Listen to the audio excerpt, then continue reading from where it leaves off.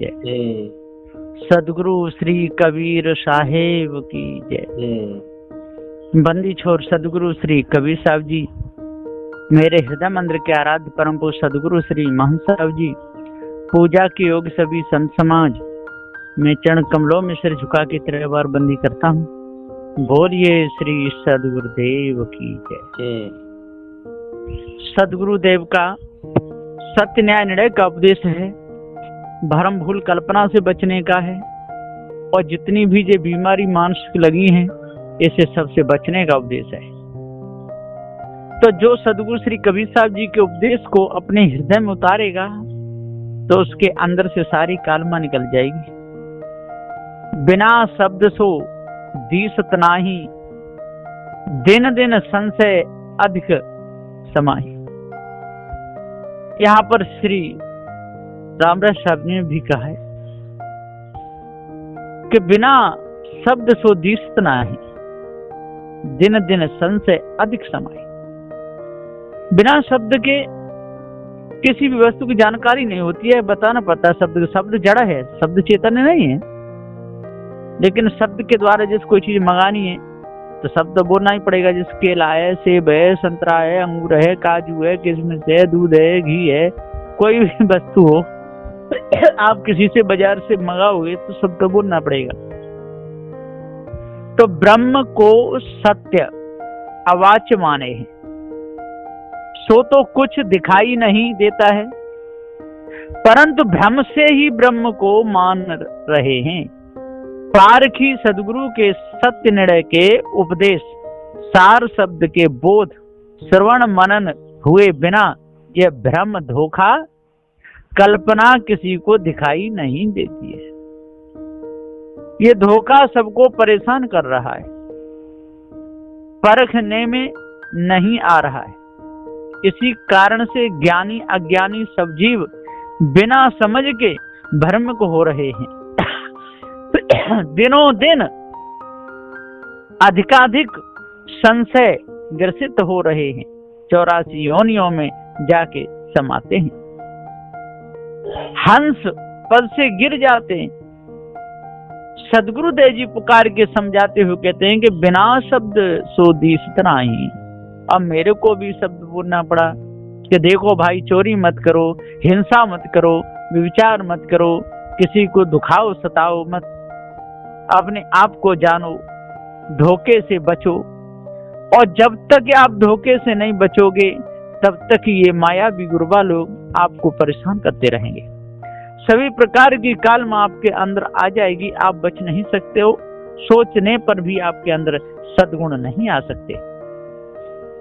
तो तासु हेत बहु शब्द उचारा, जाते होए जीव निर्वारा।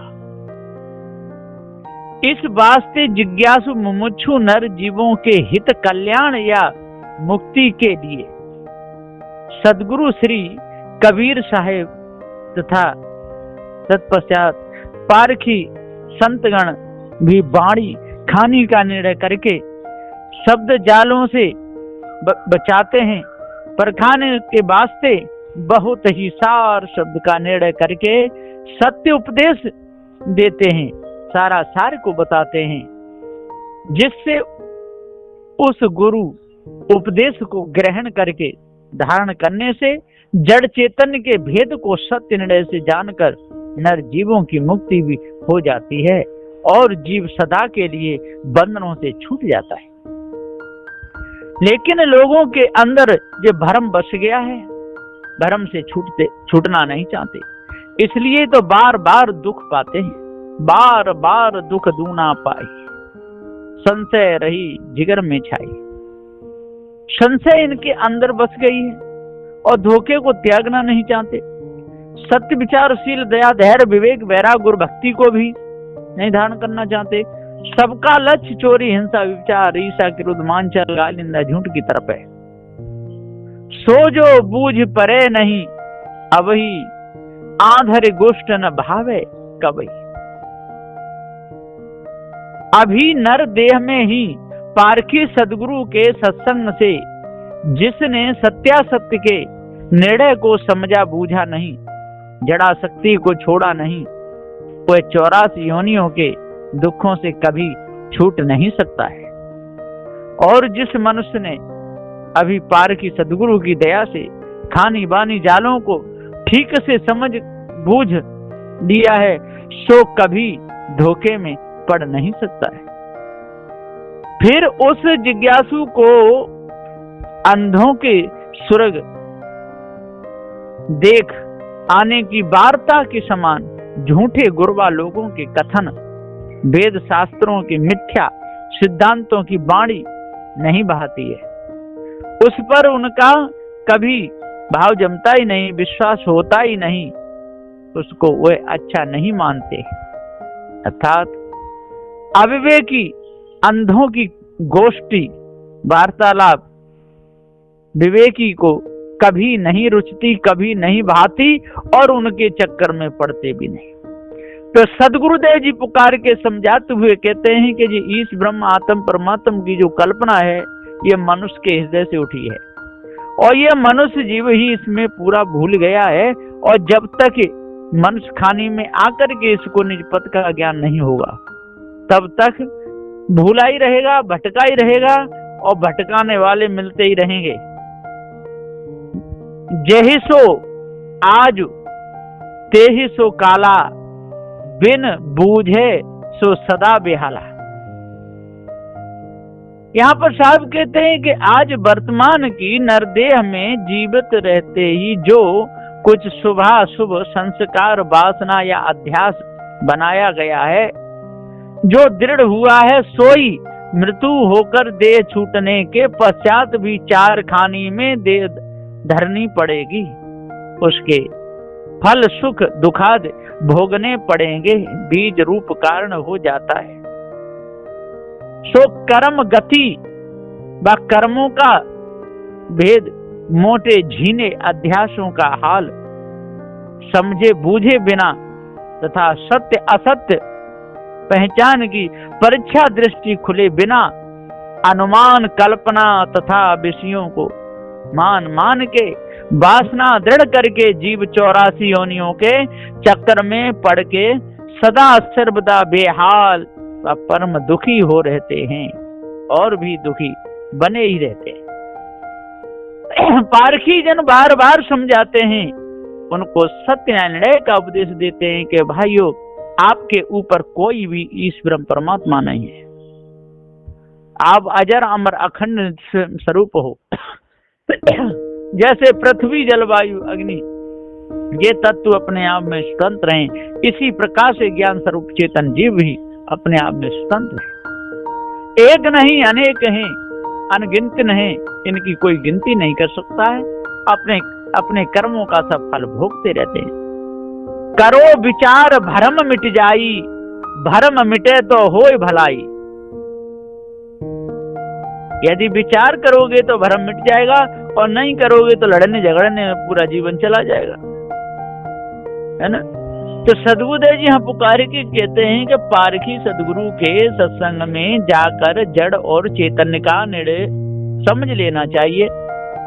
सत्य असत्य को जान के पारख विचार करना चाहिए, जिससे तुम्हारे सब भ्रम मानंदी बंधन मिट जाएंगे व छूट जाएंगे और ब्रह्म जगत की मिथ्या भ्रांति तथा खाने बाने की मानंदी अध्यास मिट जाएगा। जीव की भलाई कल्याण व जीवन मुक्ति प्राप्ति हो जाएगी।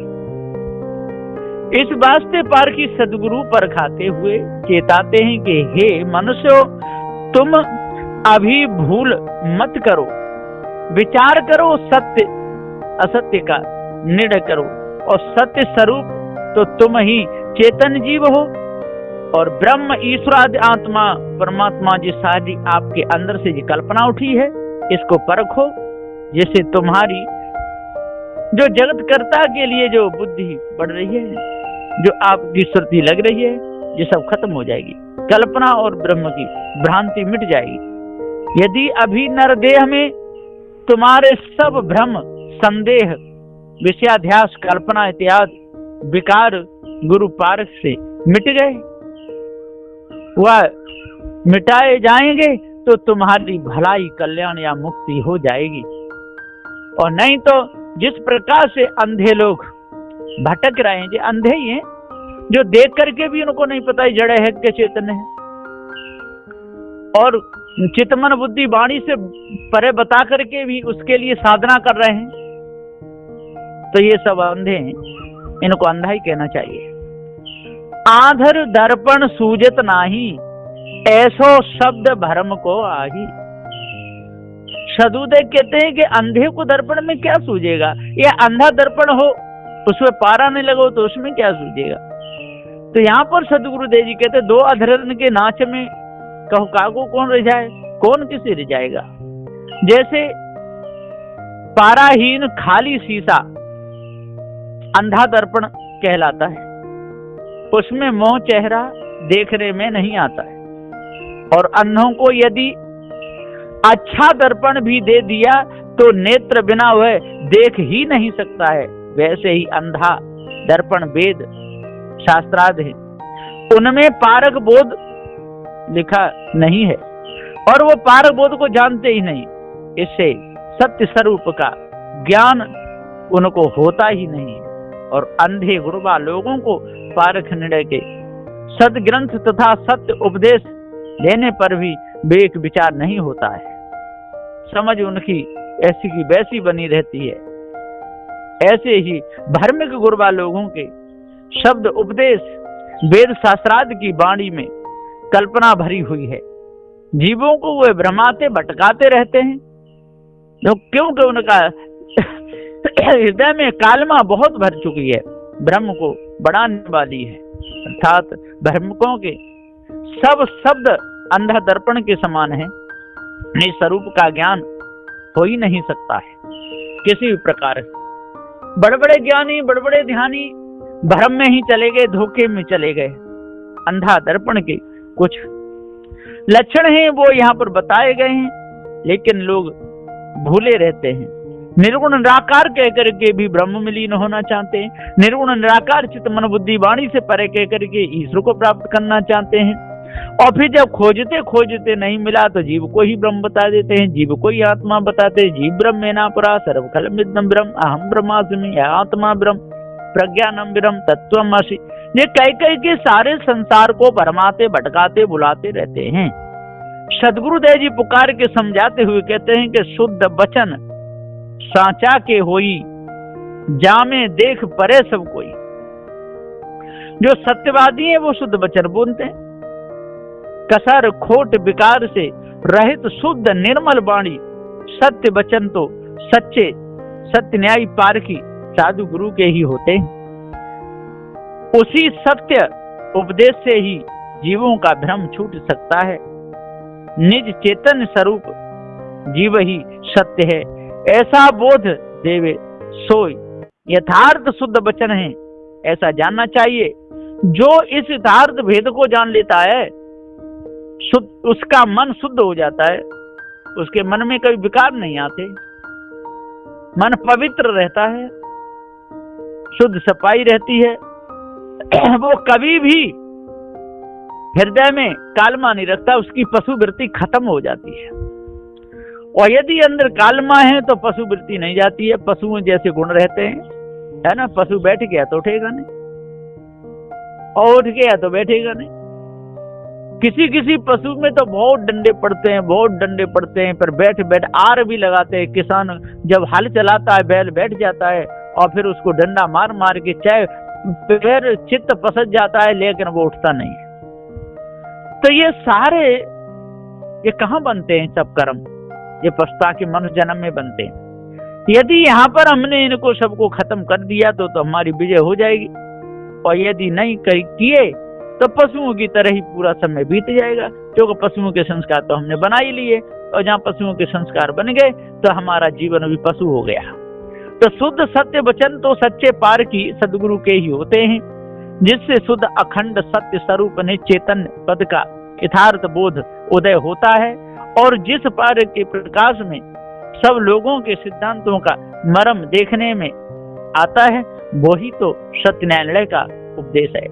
तो बिना पारक ज्ञान के किसी के मत पंथ को हम समझ ही नहीं सकते। जब पारक ज्ञान पूरा हो जाएगा तब दूसरे के मत को सुनेंगे, तो उस पर विचार करेंगे, निर्णय होगा और भूल को मिटा देंगे, है ना। मिट जाएगी भूल, दूर हो जाएगी, हम को निज पद का ज्ञान हो जाएगा, सत्य स्वरूप का ज्ञान हो जाएगा, है ना।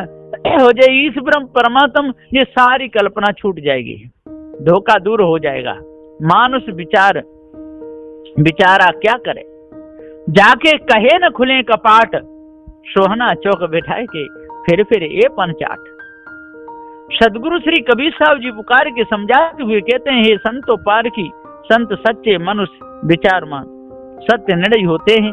वे मनुष्यों को सत्य उपदेश का बोध देते हैं। वे कर्तव्य अकर्तव्य दोनों बातों को दिखा के, यथार्थ समझा के और उसे पार लगा देते हैं। पारखी सदगुरु के यथार्थ रीत से परखा कर बंधन मुक्ति के मार्ग दिखा करके सभी प्रकार के भ्रम को दूर कर देते हैं। पक्षपात उनमें बिल्कुल नहीं होता है, मूढ़ता उनमें बिल्कुल नहीं होती है, सटता उनमें बिल्कुल नहीं होती है, निठुरता उनमें कभी नहीं होती है। विषया सत्य रूपी पर्दा नहीं खुलता कब तक, जब तक पारक ज्ञान नहीं होता है तब तक। और जब ये पर्दा खुल जाता है, हमको पता चलता है कि इससे हमारी हानि है और इससे हमारा लाभ है, तब हम हानि को सब दूर करते हैं, लाभ के कर्म करते हैं। जैसे कुत्ता को चौका में ले जाकर बैठाया गया तो वह रसोई लाने के पहले ही येपन चाट उसको चाट जाएगा, क्या चौक में बैठा दिया तो चौक को ही चाट जाएगा। इसी प्रकार से विषय पुरुष को और यदि कहीं माता बहनों के पास में रख दिया जाए तो विषय वासना में बैठ जाएगा। चोर को यदि कहीं धन पर रखवाली पर लगाया जाए तो चोरी करके ही भाग जाएगा। यदि कोई लोभी है, उसके पास में यदि 10-5 हजार रुपए रख दिए जाए तो आंख बचा के उनको ही लेके भाग जाएगा। ऐसे लक्षण होते हैं। तो मानुष बेचारा क्या करे, जाके कहीं न खुले कपाट और सोना चौक बैठा के फिर ये पंचाट बैठा करके ओम राम आदि मंत्र गुरबा लोगों ने कान में फूंक दिया। सो उसी को अंतःकरण चतुष्टय में दृढ़ करके विषय भोग और सुर्गाद की चाट में पढ़कर नाना कर्म साधनाएं करने लगे। फिर के धोखे में पड़ गए बिना पारख। तो इनको किसी को भी अपने स्वरूप का ज्ञान हुआ नहीं, तो सोना चौक बैठा के फिर ये पंचाट। अरे सोना को चौक पे बैठे हो गए तो वो तो चाटेगा ही चाटेगा, वो क्या जाने वो चौक का महत्व, जानेगा ही नहीं। इसी प्रकार से ये कामी हैं, क्रोधी, लोभी, मोही, हटी सटी हैं, जितने भी विषयागामी लोग हैं और इतने सनकी पिनकी हटी सटी हैं, ये कभी भी अरे सत्य को महत्व तो देंगे ही नहीं। तो सदगुरुदेव जी पुकार के समझाते हुए कहते हैं कि आज अपने आप को जानो, और भ्रम जब आपके अंदर से निकल जाएगा तो सारी कालमा आपके अंदर से निकल जाएगी। और यदि भ्रम आपके अंदर से नहीं निकला तो कालमा नहीं निकलेगी। विचारों के द्वारा मनुष्य का पता चल जाता है कि इसका घट कैसा है। इसी प्रकार से टोंटी में पानी खोलने से पता चल जाता है कि टंकी में पानी कैसा है। जो रहे करवा सो निकले टोंटी, जैसा करवा में होगा तैसा टोंटी के द्वारा निकल जाएगा। इसलिए सदगुरुदेव जी पुकार के समझाते हुए कहते हैं कि जो पशु बुद्धि वाले जो मनुष्य होते हैं, जिनके अंदर मानवता नहीं होती, इनके अंदर दानवता होती है, लाख बार समझाओ कहा वो एक न माने। तो सदगुरुदेव जी पुकार के समझाते हुए कहते हैं कि उनको लाखों का करोड़ों बार समझाइए। जैसे कोयला उजरा नहीं होता है ना, कितना भी साबुन लगाइए। इसी प्रकार से जब मनुष्य का हृदय हो जाता है तो पशु वृत्ति आ जाती है और शरीर छोड़ने पर फिर वो पशु खाने को ही जाता है, क्योंकि उसके संस्कार पशु के बन गए हैं। तो मानुष बेचारा क्या करे, जाके कहीं न खुले कपाट, सोना चौक बैठा के फिर ये पंचाट।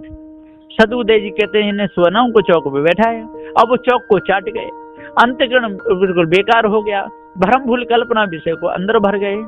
अब सत्य न्याय निर्णय जो पारखी संत हैं उनको पारक का उपदेश देते हैं, जड़ चेतन का भेद बताते हैं, तो वो सुनकर के समझना नहीं चाहते, ध्यान ही नहीं देते, तो उनको पारक ज्ञान कहाँ से होगा। तो सदगुरुदेव जी कहते हैं आज कितना सुंदर समय मिला है, ऐसे सुंदर समय को यदि आप लोगों ने धोखे में निकाल दिया और अपने आप को आप नहीं जान पाए, धोखे में सारा समय गया, तो पूरा जीवन ही बिगड़ जाएगा। तो समय रहते रहते और इस कल्याण की भूमिका पर मानव जन्म में सभी प्रकार की कालिमा को दूर करना चाहिए और अष्ट महासद्गुणों को धारण करना चाहिए, 10 दोषों पर विजय प्राप्त करनी चाहिए और 6 पशु धर्म में उनका विस्तार करना चाहिए। पार की सदगुरुदेव की शरण में लग करके और हटता सटता धूर्ता सब त्याग देनी चाहिए, तब अंतःकरण पवित्र होगा। ऐसा निर्णय है बंदी छोर सदगुरु श्री कबीर साहब जी का। बोलिए श्री सदगुरुदेव की जय।